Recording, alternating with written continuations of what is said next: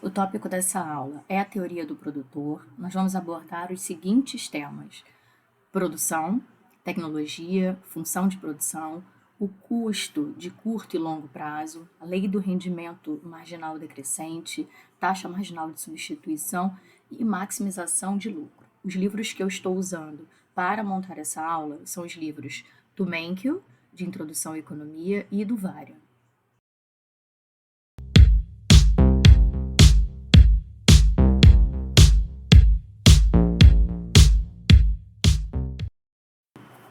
Nessa aula, veremos como a tecnologia impõe limites às escolhas de produção das firmas. Veremos também como a transformação de insumos em produto pode ser representada pela função de produção.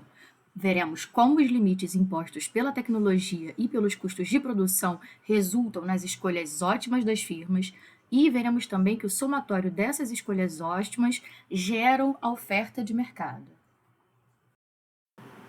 A produção é um processo que combina recursos a fim de produzir bens e serviços, utilizando uma determinada tecnologia. E em economia, pessoal, esse conceito de tecnologia refere-se ao modo, ao método que pode ser usado para a combinação dos recursos, dos inputs, a fim de produzir um bem ou serviço, que é o output. A teoria da empresa, essa que estamos vendo agora, mostra como uma empresa toma decisões de produção com base na minimização de custos ou maximização de lucro. O conhecimento da teoria da produção ajudará a entender as características da oferta individual e da oferta de mercado. A teoria da produção e dos custos é de importância fundamental, pessoal, também para a administração econômica das empresas. Essa teoria ajuda a tomar decisões mais assertivas. Nessa aula, adotaremos alguns pressupostos. São eles: a tecnologia é dada, existem muitas firmas no mercado, os produtos aqui em questão são homogêneos, há também livre mobilidade de firmas e racionalidade dos agentes.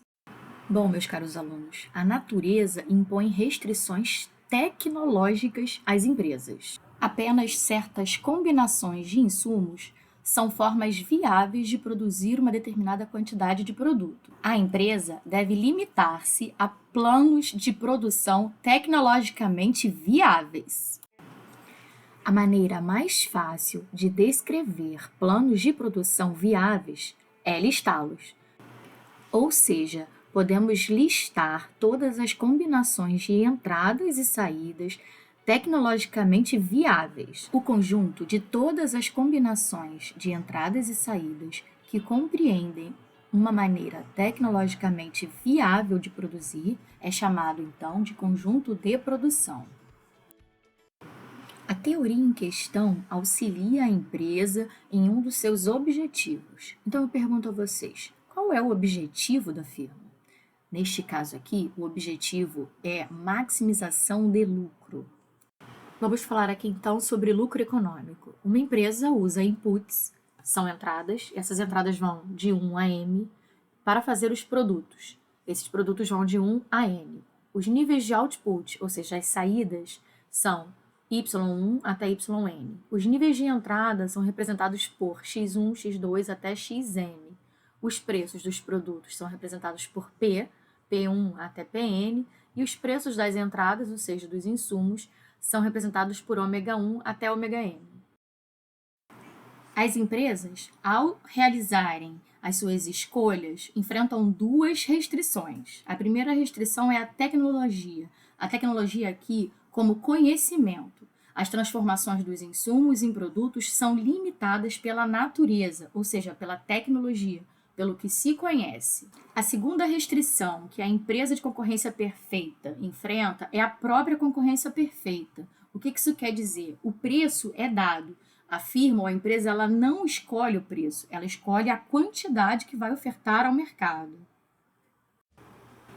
Vamos falar agora um pouco sobre os insumos. Durante o processo produtivo, as empresas transformam insumos, também denominados de fatores de produção, em produtos.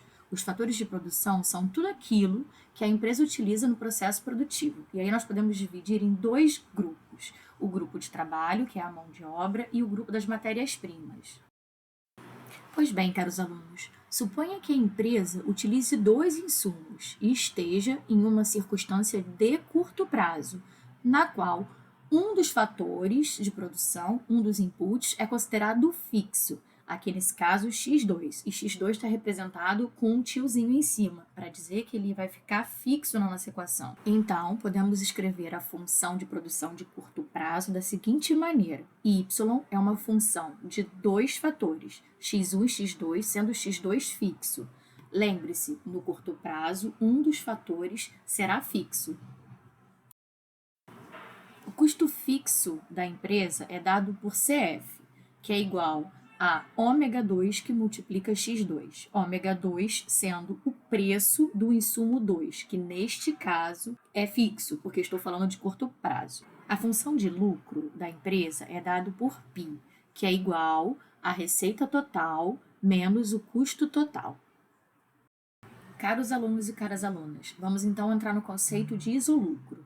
Uma linha isolucro contém todos os planos que geram um nível de lucro π. Então, eu tenho o lucro em função da quantidade produzida. Para a isolucro, eu vou utilizar a equação de lucro que eu mostrei para vocês no slide anterior. Basta isolar a variável de interesse, que nesse caso aqui é a produção, o output. A questão aqui é o seguinte, caro aluno, é localizar o plano de produção que atinge a linha de isolucro mais alta possível, dada a restrição da empresa nas escolhas do plano de produção. E aí eu pergunto para vocês, qual é essa restrição?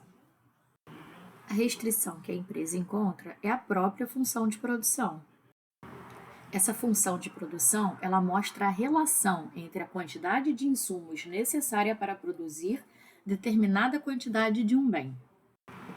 Como sabemos, as empresas podem transformar os insumos em produtos de várias maneiras, usando várias combinações de mão de obra, matéria-prima e capital. Podemos descrever a relação entre os insumos do processo produtivo e o produto restante como uma função de produção. Uma função de produção indica o produto máximo, o volume de produção que uma empresa produz para cada combinação específica de insumos.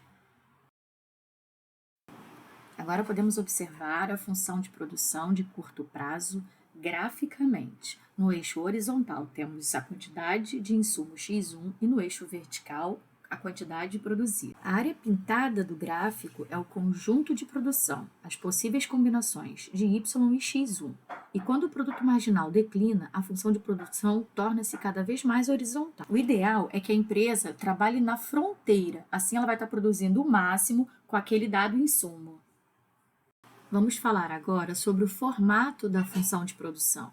Quanto mais trabalhadores são contratados pela firma, no curto prazo, menor a produtividade do trabalhador adicional. O que eu estou falando é o seguinte: cada empregado adicional contribui menos para a produção, porque a firma tem uma quantidade limitada de equipamentos disponíveis. Caros alunos e alunas, o formato da função de produção reflete a lei do produto marginal decrescente. Se x2 é fixo, os aumentos de y gerados pelos acréscimos de x1 são cada vez menores. Há um limite ótimo, então, para cada firma maximizadora de lucro. Quando uma empresa tem de decidir quanto vai adquirir de determinado insumo, ela tem de comparar o benefício que obterá com o custo. Às vezes, é interessante olhar para o benefício e o custo em uma perspectiva incremental, procurando saber qual seria o produto adicional que resultaria de certo incremento do insumo. Outras vezes, vem a ser mais interessante fazer a comparação na medida, considerando o resultado de um aumento substancial no insumo. Quando o capital é fixo, mas o trabalho é variável, o único jeito da empresa aumentar a produção é aumentando o insumo trabalho. Imagine, caro aluno, por exemplo, que você esteja administrando uma fábrica de automóveis. Embora disponha de determinada quantidade de equipamentos, você poderia contratar mais um trabalhador. Você terá que tomar a decisão sobre a quantidade de trabalho que contratará e a quantidade de carros que produzirá. Para tomar essa decisão, necessitará saber de que forma o volume de produção aumentará e se aumentará à medida que o insumo trabalho, representado por L, cresce. A lei do produto marginal decrescente afirma que, em todos os processos produtivos, se a quantidade de um insumo for aumentada e a quantidade do outro insumo permanecer constante, a produção total por bem cairá. O produto marginal de qualquer insumo no processo de produção é o aumento da produção obtido do uso de mais uma unidade do insumo. É calculado com uma fórmula que aparece aí para vocês, a derivada da função de produção em função do insumo. O produto médio é calculado dividindo a produção total pela quantidade de insumo, assim como aparece na tela para vocês. Esse ponto E que aparece no gráfico é o ponto de maximização do lucro. Nesse ponto, a isolucro e a função de produção se tangenciam. No ponto E, pessoal, a inclinação da isolucro é igual à inclinação da função de produção. Bom, pessoal, chegamos ao fim desse vídeo, ao fim do conteúdo de maximização de lucro de curto prazo, e eu vou fechar essa apresentação com a premiada pintura de Cândido Portinari, chamada de Café, de 1935, que projetou o artista para o mundo. Até breve, pessoal!